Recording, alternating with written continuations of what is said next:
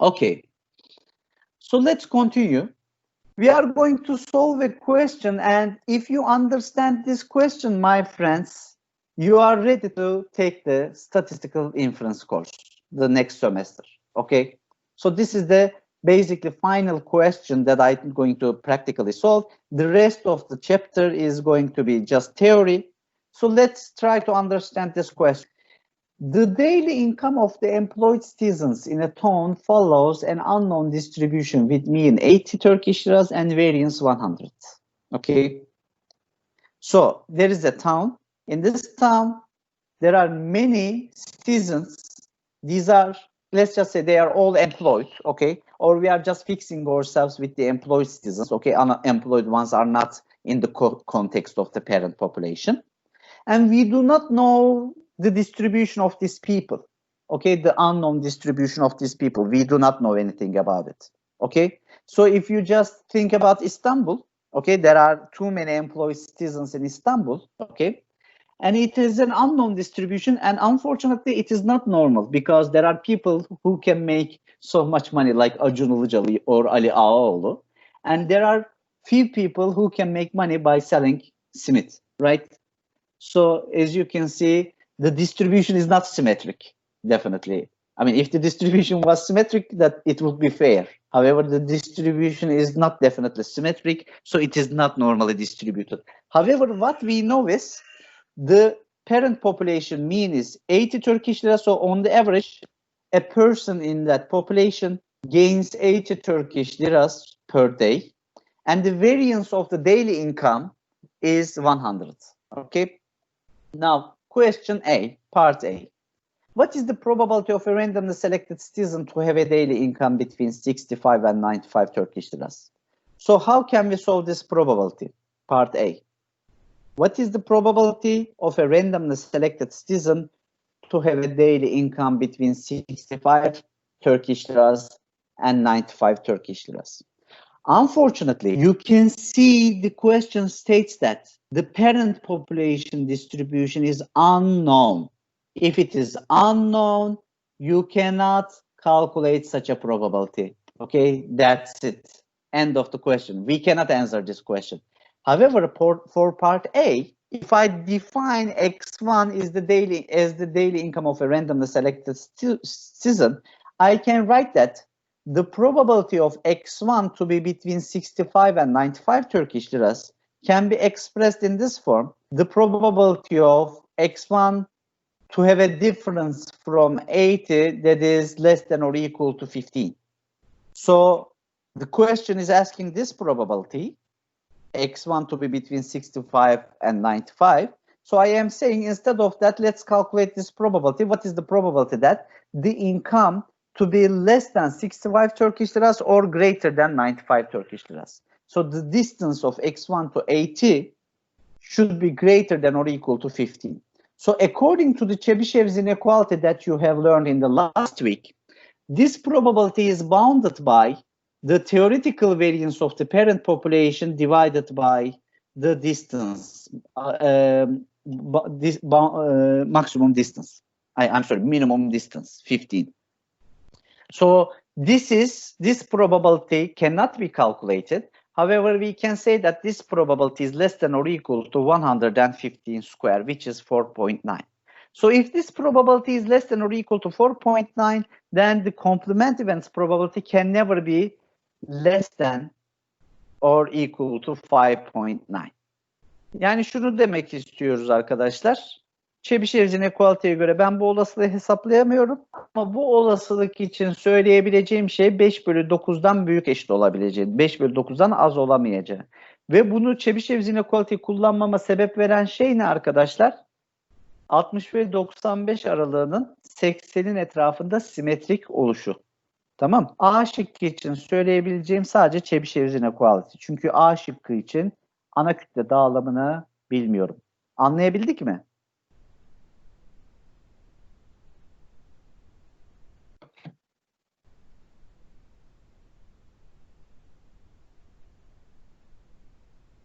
Derste tamam.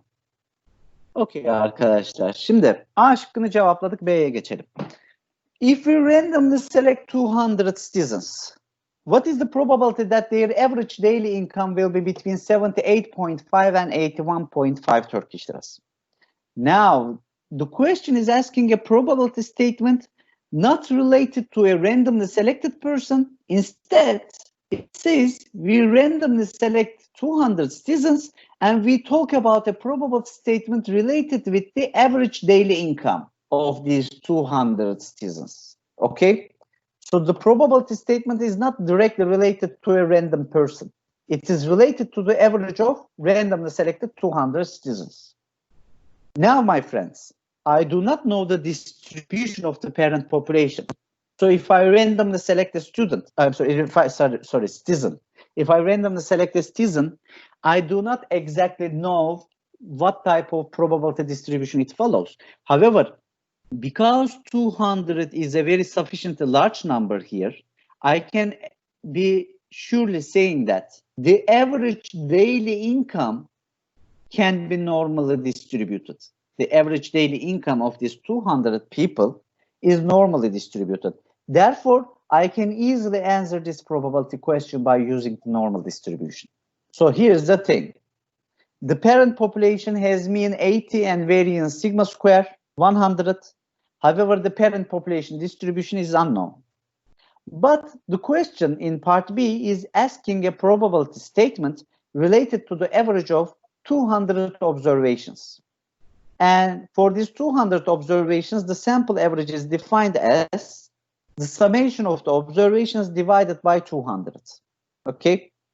Now, as I have said, according to the central limit theorem, X bar is normally distributed with location parameter equal to the theoretical mean of the parent population, which is 80. And scale parameter is going to be sigma over square root of n, because the variance of the average becomes sigma square over n. Therefore, the standard deviation of the average becomes sigma over square root of n. And sigma is 10, and square root of n is the square root of 200. Therefore, according to the central limit theorem, my friends, X bar is normally distributed with location parameter 80 and standard deviation 10 over square root of 200.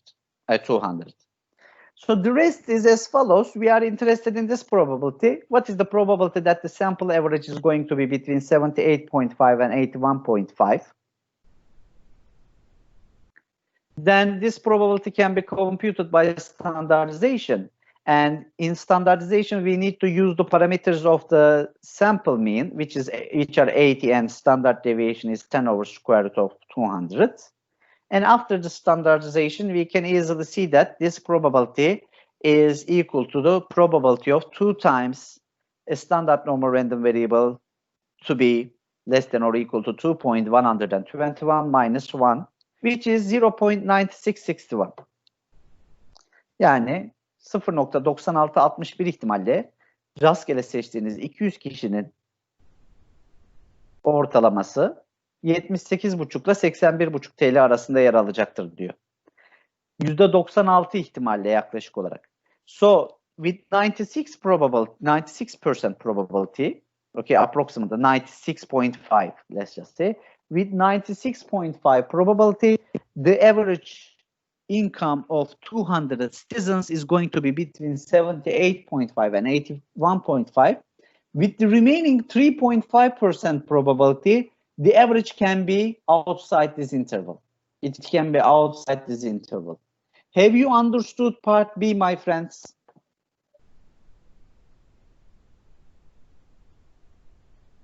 B'yi anladık mı?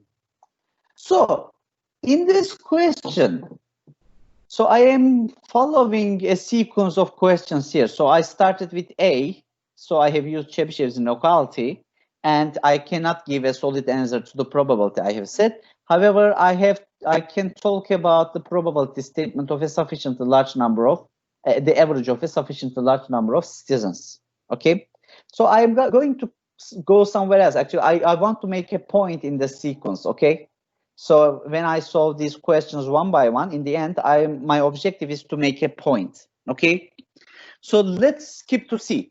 It says for the average daily income of 500 random citizens, provide the half with x such that probability of x bar minus 80 as an absolute value to be less than or equal to x should be exactly equal to 0.95. So it says, so now my friends, from point B to point C, so I have calculated the probability of 200 citizens income average to be between 78.5 and 81.5, which was 0.96.5 approximately. Okay, I'm sorry, 0.965 approximately. Now I am telling you this question. Before skipping to C, I am asking you this. If I increase the number of citizens from 200 to 500, what do you think the answer of part B is going to be? Is it going to increase or decrease? If you increase the number of citizens to 500, then would we get a higher probability for the average daily income to be between these values or a smaller probability? What do you think? Larger or smaller? Hemen bir de Türkçe sorayım. Bu B şıkkındaki 200 kişiyi 500 kişiye çıkarırsak ortalamalarının 78,5 ve 81,5 TL arasında olma ihtimali 96,5'tan artacaktır değil mi? Artacak. Neden artacak? Çünkü dikkat ederseniz sigma bölü köken, standart sapması sigma bölü köken düşüyor. Sigma bölü köken düştükçe, yani varyans sigma kare bölü n düştükçe normal dağılımdaki olasılıklar artar değil mi? Çünkü normal dağılımın varyansı azalmış oluyor. Dolayısıyla bu olasılığın artması lazım. Zaten bize bunu Strong Law of Large Numbers söylüyor. Ne diyor? Sayıyı arttırdıkça diyor, ortalamaya yani 80 TL'ye doğru converge edecek diyor. So for this answer we can say that if you use a larger number of citizens instead of 200, if you use 500, then the probability in question B is going to increase, and which is stated by the strong law of large numbers. Actually, if you increase the sample size, the average daily income is going to converge almost surely to 80 Turkish liras in the end. Now for part C, it is asking something else, a different type of question. It says, for the average daily income of 500 random citizens, okay, provide a half width such that the probability of x bar, the average of 500 people, to be between 80 minus x and 80 plus x should be exactly equal to 0.95. So give me a half width. Give me a half width such that our sample mean to be between these two values should be exactly equal to 0.95. Okay, so let's do that. For part C, we are going to solve the question in the opposite manner. So if we have 500 people in our sample, the sample mean x bar is going to be normal again by the central limit theorem. The location parameter would be the true parent population mean, which is 80, and the scale parameter this time is going to be 10 over square root of 500. Okay, the scale parameter is going to be reduced because of the larger sample size. Now, the following probability asked to be equal to 0.95. So we would like to have this probability to be equal to 0.95, which is the probability of the sample mean to be between the interval defined by minus plus x boundary around the mean. Okay, the mean is 80, so we subtract x from 80 and add it. We define a symmetric interval around the true parent population mean, and we are asking this question: for what value of x, x bar for 500 sample size becomes equal within this interval with 0.95 probability. So again, we are solving such questions in the inverse direction, opposite direction. So again, we start by standardizing. So the true parameters of the distribution are here. We use these parameters in standardizing, and we get x here minus 2.236x and plus 236x, and z standard normal random variable to be between this interval has the probability of 0.95, we say. Therefore, we say that in the end, 2 times phi 2.236x minus 1 is going to be equal to 0.95. So if we continue, we say that here the phi value, the CDF of 2.236x should be equal to 0.975 in this equation. And therefore, we can say that 2.236x should be equal to 1.96 if we check the standard normal table in the opposite direction. And x is going to be approximately equal to 0.877. So, my friends, if we sample 500 random citizens, their daily income average would be between 79.123 and 80.877 Turkish liras with 0.95 probability. Yani 500 kişiden aldığınız ortalama günlük kazanç değerinin bu aralıkta olma olasılığı %95. Bu aralığı nasıl belirledik? Şu x değerinin 0.877, yani yarı uzunluk, half width'i, the measure of the half width, which gives us 0.95 probability, 0.877. Therefore, the interval that is defined with this half width is going to bound the sample average, daily income average of 500 random citizens with 0.95 probability. With 0.05 probability, with 5% probability, by chance, the sample mean can be outside this interval. Now coming to the last part of this question, part D. What happens to the answer of C if we increase the size of our random sample to 2000? Diyor ki 2000'e çıkarırsak, örneklem sayımızı 500'den 2000'e çıkarırsak C şıkkında bulduğunuz aralık ne olur diyor arkadaşlar. Öncelikle sorayım. If you increase the sample size from 500 to 2000, what do you think that the half width is going to be? Is it going to be reduced or is it going to be increased? The half width, is it going to reduce if you increase the sample size? Would you get a narrower half width, narrower interval? It should decrease, right? It is going to get narrower. Why it is going to get narrower? It is easy, my friends, because if you increase the sample size n from 500 to 2000, obviously the standard deviation is going to be getting to half of its size, right?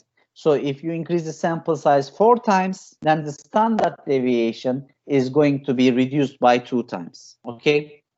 Therefore, for part C, you can solve it in the same manner as you have solved part C, but this time, instead of using 500 in the square root of here, you should use 2000. And in that case, you can easily say that you get 4.472 as the multiplier in front of x here. And in the end, you are going to get an interval which is half of the size of the previous interval. So when you use a 4 times larger sample size, the interval is reduced to its half size. Okay, so that's the case, unfortunate case. When you use a 4 times larger sample size, the accuracy of the interval becomes 2 times better. Okay, the accuracy becomes 2 times better. So when you increase the sample size 100 times, okay, this time the accuracy becomes 10 times better. So this means the convergence rate of a sample mean to population mean is proportional to the square root of the sample size.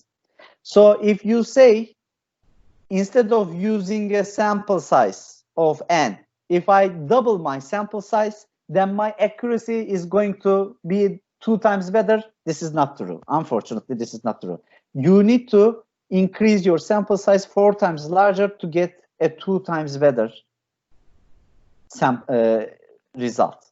Okay, so if you increase the sample size, the accuracy of the sample mean increases, however, not as fast as you increase the sample size, okay, slowly. So instead of that, so you can say that, for example, I can use a sample size of 100 students and it is going to cost me 100 Turkish liras. But if I increase my sample size 4 times, then it is going to cost me 400 Turkish liras. Okay, so the cost of this sampling operation is going to be increased by the sample size. But the reliability of your result is just going to increase 2 times. Okay, so you need to pay 4 times larger to get a 2 times better result. Okay, that's unfortunately is a curse of statistics. Okay, that's unfortunate. Okay, so we have actually solved the question related to the sample mean. My objective, my friends, here is something else actually.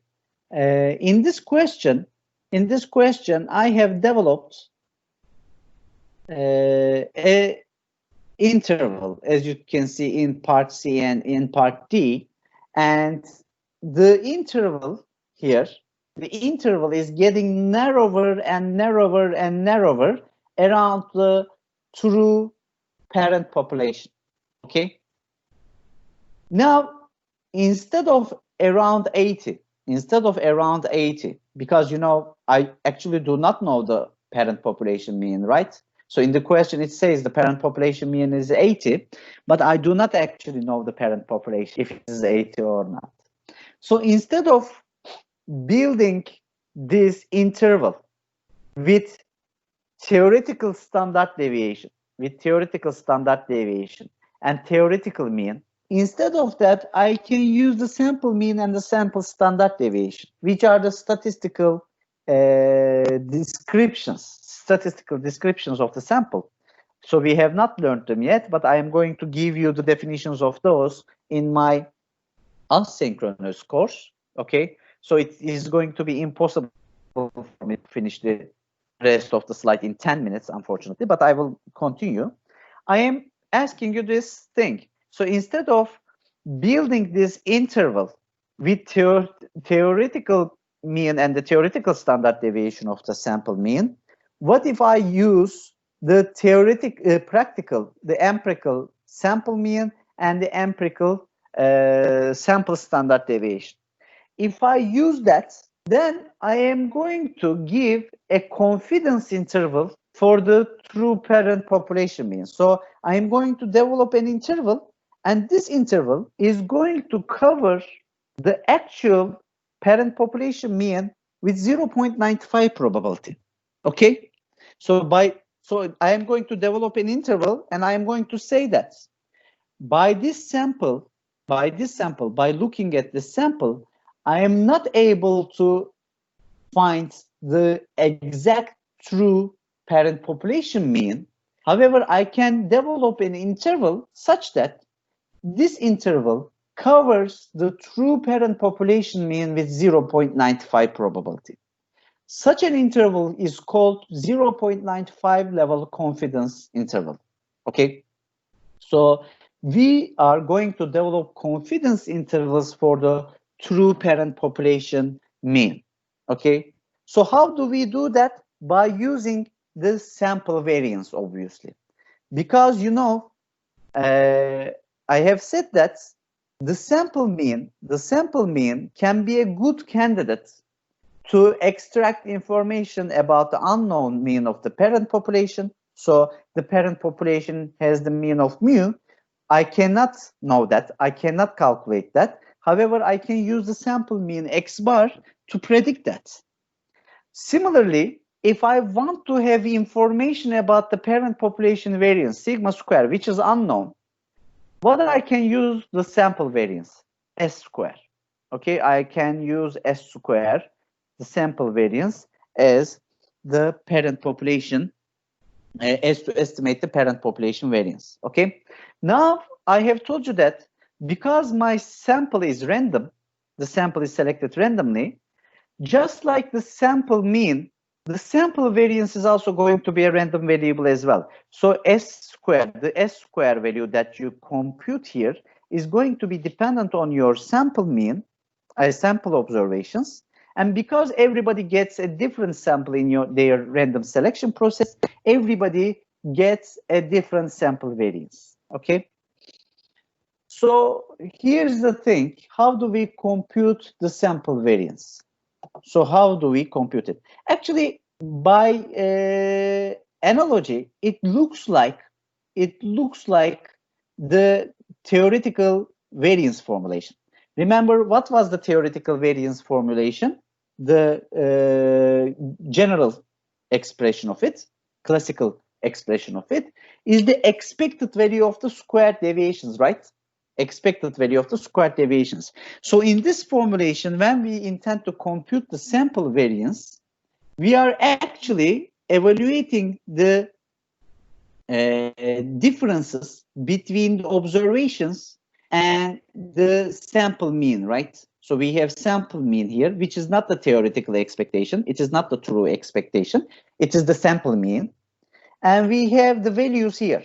We have the values, observations in our sample. So we subtract the sample mean from our observations. Sample mean is subtracted from our observations. These are called the deviations from the sample mean. We square these deviations, they become the squared deviations.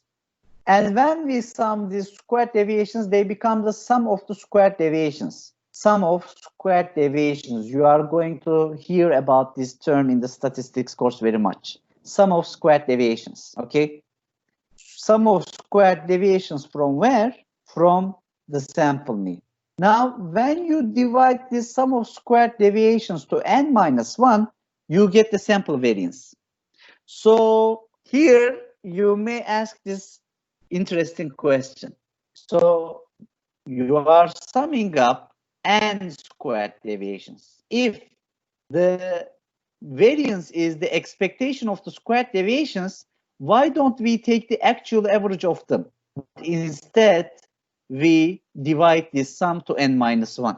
Okay, so instead of n, to take the average of the squared deviations, why we are dividing it to n minus 1? Because this is not the average. This is something else. You are dividing the sum of squared deviations to n minus 1. So we are going to explain this in the following slides, my friends, and I am just going to finish the course for today.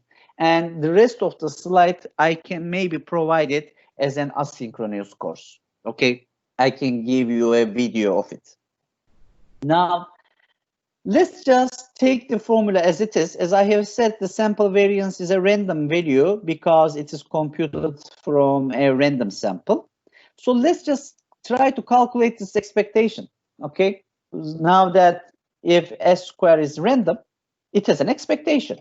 So let's compute its expectation, which is the expected value of the sum of squared deviations divided by n minus 1. And by practical applications, you can easily take the expectation inside the summation, right? Because you know the expected value of sums is equal to sum of expectations.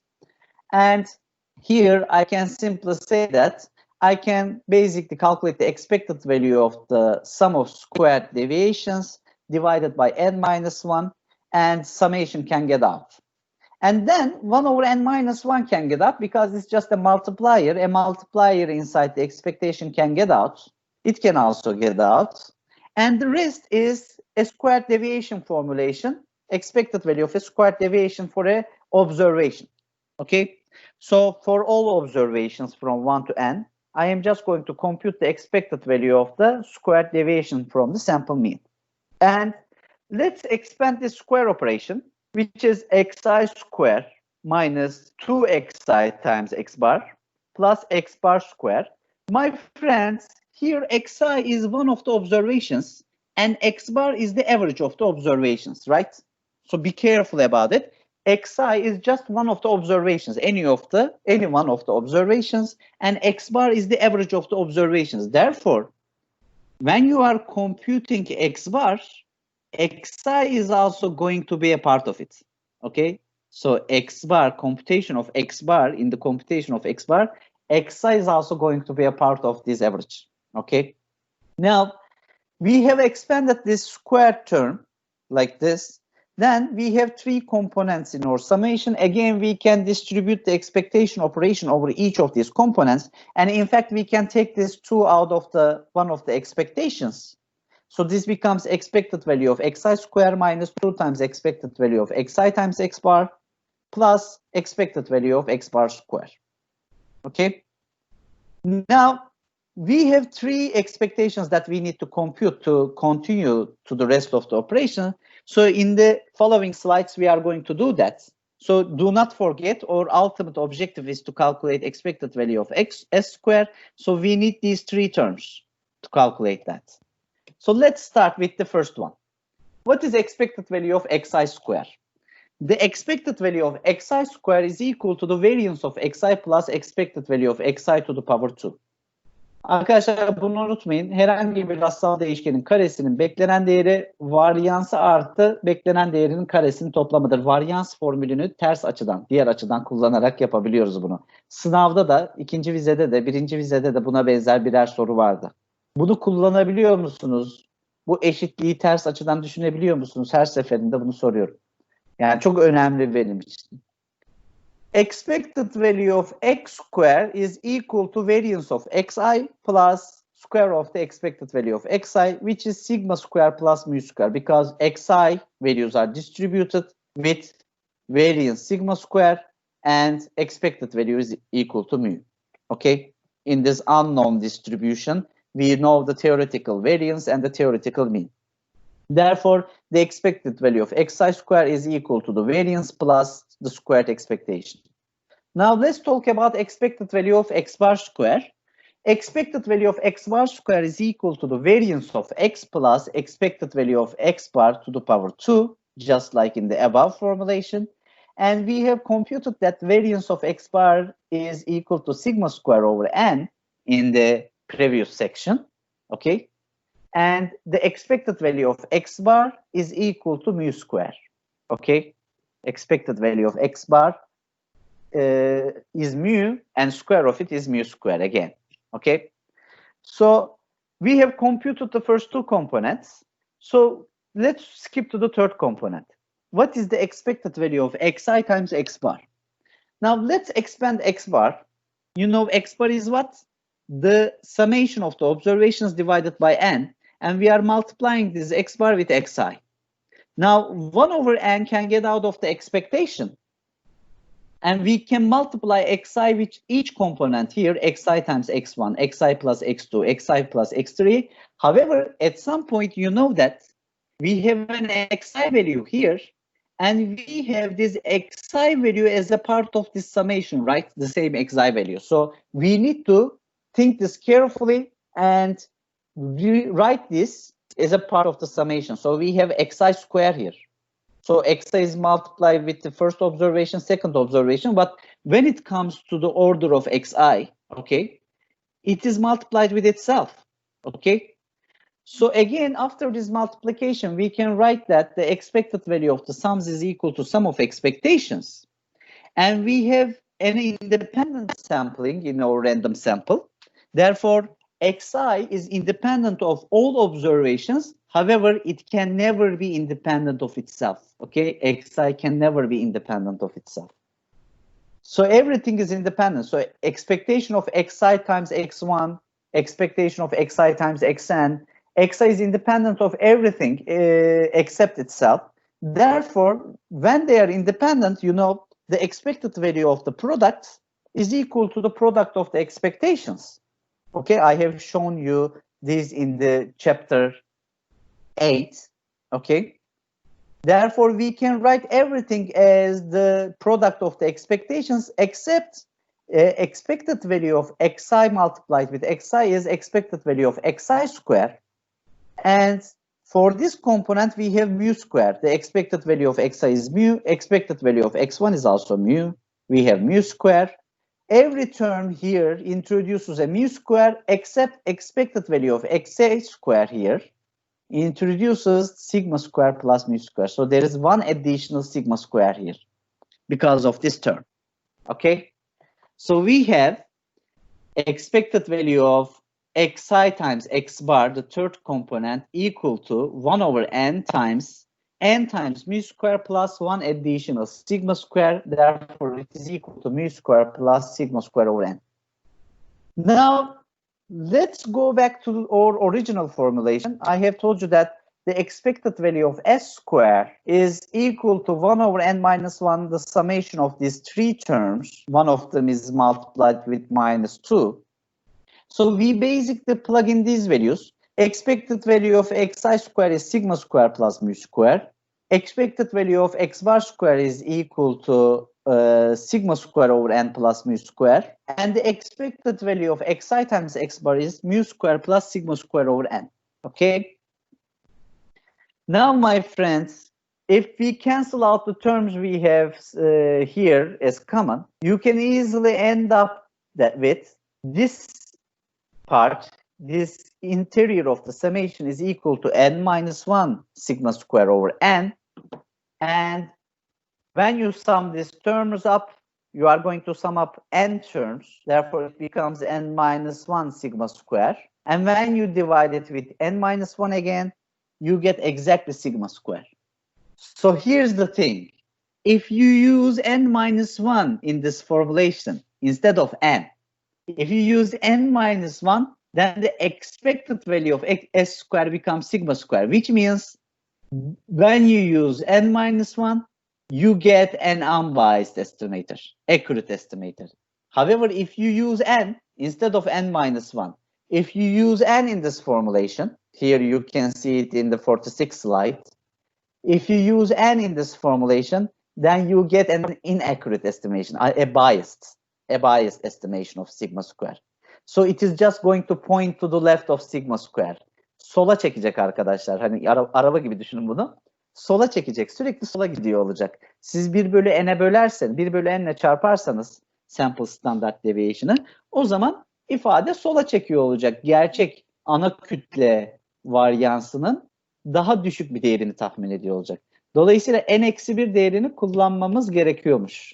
Teorik olarak onu görmüş olduk. We are supposed to use n-1 in the denominator because then it is going to be an accurate estimator for sigma square. This is going to be an inaccurate, a biased estimator of the unknown population variance if you use 1 over n. Okay? Now, there is another explanation of it, my friends. There's another explanation of it. And this is the last thing that I'm going to say. Then I'm going to stop recording. Here, you are trying to make a comment on the sigma square, right? So you do not know the unknown population variance. So you want to make a comment on it by using the sample variance. However, in order to estimate the sample variance, you definitely need to know the deviations from the parent population mean. However, you do not know the parent population either. Instead of that, you are using another lie. Okay, so in order to make a lie about something, you are using another lie here. You can see?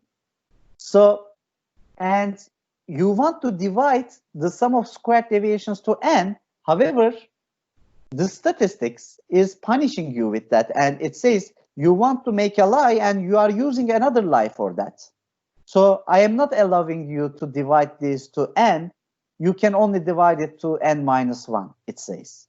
So because you are telling one lie in the summation, because you do not know the actual parent population mean, instead you use the sample mean, you are already making a lie, telling a lie, and that is your punishment.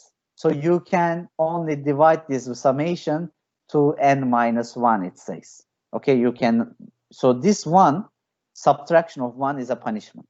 Okay, and the n minus 1 is called degrees of freedom because when you want to estimate the parent population variance, if you are going to assume the sample mean to be equal to x bar, okay, if you assume that the parent population is going to be represented by the sample mean, then you are going to fix yourselves with the sample mean, okay? In the rest of your analysis, you are going to assume that this is the true parent population, okay? And let's just say you have lost your sample. You have lost your sample and you are going to resample again. However, remember, you have assumed that X bar is the true population variance. So when you are resampling, you need to find a sample which has the average of X bar, okay? So because at this point you believe that and there is no turning back, okay? If I'm going to resample again, I need to find a sample which has the average of X bar. This is how can I do that? I can do this like this. Let's just say the sample size is 100. I am going to randomly select 99 people randomly, and the last one is going to be selected so that the average becomes exactly equal to X bar. So I am only going to be free in selecting 99 people, not 100, because I need to fix X bar, okay? So n minus 1 becomes my degrees of freedom. This is my degrees of freedom, and I can only select a sample which freely in size of n minus 1. The last of the observations must be selected so that they give the average of X bar. So this is another explanation of n minus 1. So I have given you all of this, but actually most of the statistics books explain all of these things in detail. If you read books, you can learn, okay?